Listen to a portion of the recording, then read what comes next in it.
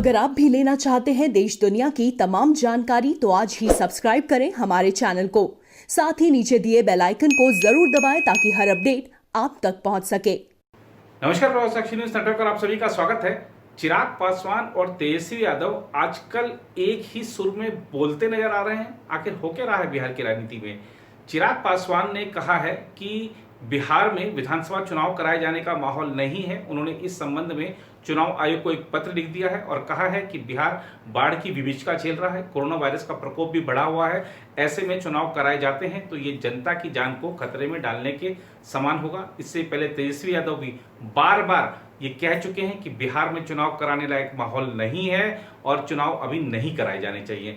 इससे पहले फिल्म अभिनेता सुशांत सिंह राजपूत की मौत की सीबीआई जांच की मांग को लेकर भी तेजस्वी यादव और चिराग पासवान के सुर एक जैसे रहे हैं। चिराग पासवान तो लगातार बिहार के मुख्यमंत्री नीतीश कुमार पर परोक्ष और अपरोक्ष रूप से हमला भी बोल रहे हैं। आखिर पूरा मुद्दा है क्या? जेडीयू की इस पर क्या प्रतिक्रिया है? बीजेपी का इस पूरे मुद्दे पर क्या रुख है? ये भी आपको दिखाएंगे विस्तृत तरीके से। लेकिन उधर सुशांत सिंह राजपूत की आत्महत्या का मामला लगातार उलझता जा रहा है। बिहार पुलिस इस समय मुंबई के दौरे पर है, मुंबई में जांच पड़ताल कर रही है। रिया चक्रवर्ती ने आज अपना एक बयान भी जारी किया और इसके अलावा आज क्या क्या इस मुद्दे पर घटनाक्रम हुआ ये भी आपको विस्तृत तरीके से बताएंगे। और दिल्ली में आम आदमी पार्टी की सरकार और उपराज्यपाल के बीच कैसे फिर से टकराव बढ़ गया है, क्या है पूरा मुद्दा, ये भी आपको बताएंगे। लेकिन जरा बात हो जाए पहले बिहार चुनाव की। भाजपा की सहयोगी लोक जनशक्ति पार्टी ने चुनाव आयोग को पत्र लिखकर बिहार विधानसभा चुनाव अक्टूबर-नवंबर में नहीं कराने की मांग की है और कहा है कि महामारी के हालात में चुनाव कराना जानबूझकर लोगों को मौत की तरफ धकेलने के समान होगा। लोजपा ने कहा कि इस समय संसाधनों का इस्तेमाल कोविड-19 संकट से निपटने में तथा राज्य में बाढ़ से निपटने में होना चाहिए, न कि चुनाव कराने में। पार्टी ने कहा कि कोरोना वायरस महामारी पहले से ही खतरनाक स्वरूप ले चुकी है और जानकारों का मानना है कि अक्टूबर-नवंबर में यह और खतरनाक स्तर पर हो सकती है। इसीलिए इस समय प्राथमिकता लोगों की जान बचाने की होनी चाहिए, न कि चुनाव कराने की। चुनाव कराने के संबंध में लोजपा का रुख राजग में भाजपा की अन्य सहयोगी जदयू के विपरीत है। मुख्यमंत्री नीतीश कुमार की अगुवाई वाली जदयू ने समय पर चुनाव कराने की वकालत की है और इसकी तैयारियों के सिलसिले में पार्टी संगठन स्तर पर बैठकें भी कर रही है। भाजपा का कहना है कि चुनाव की तारीखों पर कोई भी फैसला चुनाव आयोग का विशेषाधिकार है। वहीं बिहार में मुख्य विपक्षी राष्ट्रीय जनता दल कोरोना वायरस के खतरे के मद्देनज़र चुनाव टालने की मांग कर चुका है। आयोग ने चुनाव कराने पर सभी दलों के विचार पूछे हैं। लोजपा का कहना है कि चुनाव कराने के लिए एक बड़ी आबादी की जान को खतरे में डालना पूरी तरह अनुचित है। उसने कहा कि देश में अब तक कोरोना वायरस संक्रमण से 35,000 से अधिक लोगों की मौत हो चुकी है, जिनमें 280 मामले बिहार के हैं। उसने चुनाव आयोग से कहा, ऐसे हालात में चुनाव कराना जानबूझकर लोगों की मौत की ओर धकेलने के समान होगा। पार्टी ने कहा है कि बिहार का बड़ा हिस्सा बाढ़ से भी बुरी तरह त्रस्त है। लोजपा के इस पत्र पर जनता दल यूनाइटेड क्या कह रहा है, आइए आपको सुनाते हैं पार्टी प्रवक्ता राजीव रंजन प्रसाद को। एलजेपी के राष्ट्रीय अध्यक्ष चिराग पासवान जी ने इलेक्शन कमीशन को चुनाव के संचालन के संबंध में जो सुझाव दिए हैं वो एक राजनीतिक दल के तौर पर उनका विशेषाधिकार है। जो वो महसूस करे उससे वो अवगत कराए। लेकिन मुझे ऐसा लगता है कि जो राजनीतिक दल जनता के बीच रहते हैं उन्हें चुनाव की तैयारियों को लेकर, चाहे वो वर्चुअल प्लेटफॉर्म पर हो या परंपरागत तरीके से जनता के बीच जाने का सवाल हो। एक परीक्षार्थी जो लगातार काम करता है, तैयारियों पर मेहनत करता है, उसे आखिरी समय में सिलेबस पूरा करने की चिंता नहीं होनी चाहिए। इसलिए कि जनता के बीच निरंतरता के साथ जनता दल यूनाइटेड, भारतीय जनता पार्टी और एलजेपी ने अगर काम किया है तो एनडीए को एक शानदार कामयाबी दर्ज करने से बिहार का अराजक विपक्ष नहीं रोक पाएगा। लेकिन हम ये मानते हैं कि उन्होंने एक दल के अध्यक्ष के रूप में जो महसूस किया वो उन्होंने अवगत कराया। चुनाव आयोग के फैसले के साथ हम हैं और उनका जो भी निर्देश होगा उसके अनुरूप चुनाव प्रचार और जो अन्य जो संचालन के तौर तरीके होंगे उसका पालन हम अवश्य करेंगे। उधर अभिनेता सुशांत सिंह राजपूत को आत्महत्या के लिए उकसाने के उनके परिवार के आरोपों पर अपनी चुप्पी तोड़ते हुए अभिनेत्री रिया चक्रवर्ती ने कहा कि सच सामने आ ही जाएगा। सुशांत सिंह राजपूत 14 जून को बांद्रा में अपने अपार्टमेंट में मृत मिले थे। रिया ने अपने वकीलों के माध्यम से जारी एक वीडियो में बयान दिया कि उन्हें कानून पर भरोसा है। I have immense faith in God and the judiciary. I believe that I will get justice. Even though a lot of horrible things are being said about me in the electronic media, I refrain from commenting on the advice of my lawyers, as the matter is sub judice. Satyam Jayate.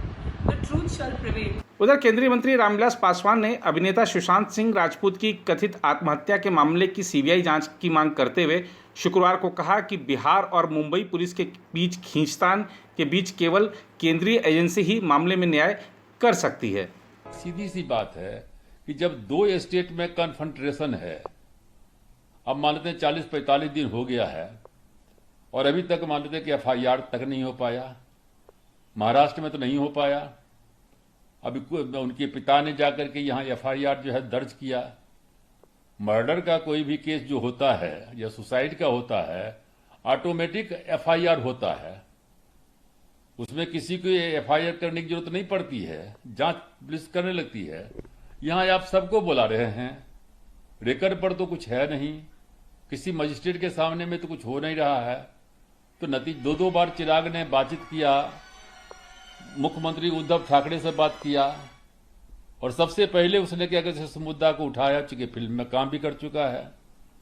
शुरू से उसने कहा कि नहीं, इसमें क्या कहते हैं सीबीआई की जांच क्या कहते हैं होनी चाहिए। बिहार के मुख्यमंत्री से भी मांग किया, प्रेस के माध्यम से भी क्या कहते हैं कि मांग किया। तो जब इसमें सीधी सी क्या कहते हैं कि अब हमको इस बात का खुशी है कि हर पॉलिटिकल पार्टी के लोग जो है कह रहे हैं कि सीबीआई की जांच हो, सीबीआई की जांच हो। तो इसे नहीं, तो इसको तुरंत सीबीआई को क्या कहते हैं सौंपना चाहिए, बिना ये पूछे हुए कि कौन सरकार क्या कहती है नहीं कहती है, या उनके परिवार के लोग क्या कहते हैं नहीं कहते हैं, कि कहेंगे तब हम करेंगे, ये सब कुछ नहीं। सीधे सीबीआई को क्या कहते हैं कि जांच करने के लिए जो है केंद्र सरकार से अनुशंसा करना चाहिए। इस बीच विमानन क्षेत्र के नियामक डीजीसीए ने शुक्रवार को कहा कि देश में अंतर्राष्ट्रीय उड़ानों की आवाजाही पर रोक 31 अगस्त तक बढ़ा दी गई है। अंतर्राष्ट्रीय वाणिज्यिक सेवाएं 31 जुलाई तक रोक दी गई थी। कोविड-19 महामारी के चलते मार्च के अंत में ये सेवाएं स्थगित कर दी गई थी। हालांकि मालवाहक उड़ानों और डीजीसीए द्वारा मंजूर उड़ानों को परिचालन की अनुमति दी गई थी। नागर विमानन महानिदेशालय ने एक बयान में कहा कि सरकार ने भारत से आने जाने वाली अंतर्राष्ट्रीय वाणिज्यिक यात्री सेवाओं पर लगी रोक को 31 अगस्त तक विस्तारित करने का फैसला किया है। अंतर्राष्ट्रीय मालवाहक उड़ानों और डीजीसीए द्वारा मंजूर उड़ानों के परिचालन पर यह पाबंदी लागू नहीं होगी। उधर दिल्ली के उपराज्यपाल अनिल बैजल ने अनलॉक 3 के तहत होटलों और साप्ताहिक बाजारों की अनुमति देने संबंधी आम आदमी पार्टी सरकार के फैसले को खारिज कर दिया। आधिकारिक सूत्रों ने यह जानकारी दी। उन्होंने बताया कि जैसे कि कोविड-19 की स्थिति नाजुक बनी हुई है और खतरा अभी दूर नहीं हुआ है, उसी के मद्देनजर उपराज्यपाल ने यह फैसला किया है। उपराज्यपाल के कदम पर प्रतिक्रिया व्यक्त करते हुए आम आदमी पार्टी ने कहा कि केंद्र को दिल्ली सरकार के फैसलों में दखल देना बंद करना चाहिए। सूत्रों ने बताया उपराज्यपाल ने अनलॉक 3 के तहत होटलों और साप्ताहिक बाजारों को अनुमति देने संबंधी सरकार के फैसले को खारिज कर दिया है। अरविंद केजरीवाल सरकार ने शहर में होटलों को फिर से खोलने का बृहस्पतिवार को फैसला किया था। उधर आरएसएस ने कहा है कि अयोध्या में श्री राम मंदिर का जो निर्माण कार्य है वो कोई धर्म से जुड़ा मुद्दा नहीं है। क्या कह रहे हैं आरएसएस के लोग, आरएसएस के नेता, आइए आपको दिखाते हैं। सर्वोच्च न्यायालय ने अपने निर्णय सुनाया, उसमें उन्होंने ये कहा कि भारत की सरकार इसके लिए न्यास बनाए।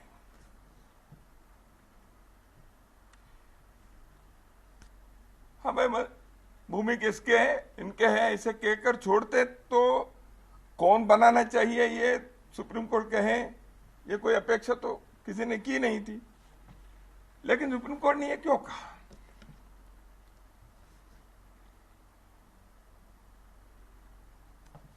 इन सारे विषयों के तो भारत सरकार उसके भी एक का इस देश के सांस्कृतिक धरोहर के, इस देश के राष्ट्रीयता के प्रतीक के साथ इस देश के भारत के सरकार संविधान यदि जुड़े नहीं है तो इस मंदिर का सरकार की कोई ताल्लुक है कि वो केवल it is not the legal connection, it is not the administrative connection और रिलेशन, उसके साथ एक कल्चरल रिलेशन है, एक रेस्पॉन्सिबिलिटी है भारत सरकार की।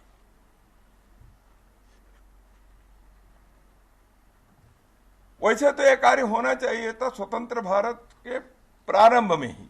भारत स्वतंत्र होने के जो एक द्योतक है, प्रतीक है, वह केवल दिल्ली में सत्ता में बैठे हुए लोग बदल गए, ये केवल स्वातंत्र्य नहीं होता।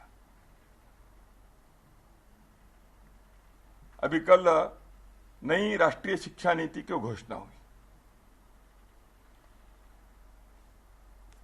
किसी ने एक लेख लिखे, मैकाले के शिक्षा पद्धति से भारत को मुक्त करने के लिए ऐसी शिक्षा नीति की आवश्यकता थी। इसलिए भारत के मानसिक गुलामी से मुक्त करना स्वातंत्र्य है। सांस्कृतिक गुलामी से मुक्त करना भारत के स्वाधीनता है। वैचारिक गुलामी से भारत के लोगों को मुक्त करना देश की आजादी है। अयोध्या में राम मंदिर के निर्माण होना यह एक कोई रिलीजियस चीज नहीं है। इसलिए कई बार इस संघर्ष में, राम जन्मभूमि आंदोलन में, इसके तथाकथित विरोधी लोग, मैं तथाकथित इसलिए कह रहा हूं, उनको विरोध करने की इच्छा मन में थी कि नहीं मालूम नहीं, लेकिन उनको विरोध करना था जो आंदोलन किए हैं उनका। बहुत सारे इसके लिए सबूत है, मैं उसमें नहीं जाऊंगा आज, क्योंकि हमने आंदोलन के दौरान इन सारे विषयों को बार बार कह चुके हैं। तो इसलिए ऐसे जो विरोध करने वाले लोगों ने सेक्युलरिज्म के एक फिजूल चर्चा उन्होंने उठाई। मंदिर निर्माण के डिमांड करना यानी यह सेक्युलरिज्म का विरोध। तो सेक्युलरिज्म का अर्थ को भी विकृत किया। मंदिर निर्माण के या मंदिर के जो बात है, भावना है, उसके पीछे के एक सांस्कृतिक चाह के, राष्ट्रीयता के एक प्रकटीकरण के, अभिव्यक्ति के बारे में भी उनकी जानकारी नहीं थी, या जानबूझकर लोगों को भुलाने का प्रयास उन्होंने किया। अब राजस्थान के मुख्यमंत्री अशोक गहलोत ने अपने सभी विधायकों को जयपुर से ले जाकर चार्टर्ड फ्लाइट से जैसलमेर के होटल में पहुंचा दिया है। इस पूरे मुद्दे पर अशोक गहलोत अब क्या कह रहे हैं, जैसलमेर में आकर कैसा लग रहा है, क्या है उनके आगे की रणनीति, आइए उनसे खुद ही सुनते हैं। जैसे स्पष्ट राज्यपाल महोदय का आदेश जारी हुआ और कहाँ टेलीफोन आने लगे उनके पास, हमारे विधायकों को खुद को, उनके परिवार वालों को, उनके मिलने वालों को धमकी भरे भी, दबाव से भी मानसिक रूप से परेशान करते विधायकों को ऐसा माहौल बना दिया। कल मैंने कहा आपको कि पहले वो 15 लाख के 10 करोड़ पहली किस्त है, उसके बाद में फिर 15 करोड़ मिलेंगे। बढ़ते बढ़ते अब तो लिमिट ही खत्म हो गई। उनको पूछा बच्चों आप बताओ क्या चाहते हो आप, इस मुल्क में ये हॉस्टलिंग हो रही है इस रूप में, उसका क्या मुल्क का होगा। हम सबकी ड्यूटी है, हर नागरिक की ड्यूटी है, इस देश से मीडिया की ड्यूटी है, इस मुल्क से जुडिशरी हो, विधायिका हो, कार्यपालिका हो या मीडिया हो, सबकी ड्यूटी है, पहला काम है हम डेमोक्रेसी को बचाएं। हर नागरिक का कर्तव्य बनता है डेमोक्रेसी बचाने के लिए वो आगे आए, ये मैं अपील करना चाहता हूँ। इसीलिए हमारे विधायकों को एक सोचा गया, काफ़ी दिन यहाँ बैठे हुए थे, इतना मानसिक रूप से प्रताड़ित हो रहे थे कि हमने कहा चलो उनको शिफ्ट कर देते हैं, दबाव कम होगा, वहाँ पर जगह दूर भी है, इसलिए हम जा रहे हैं।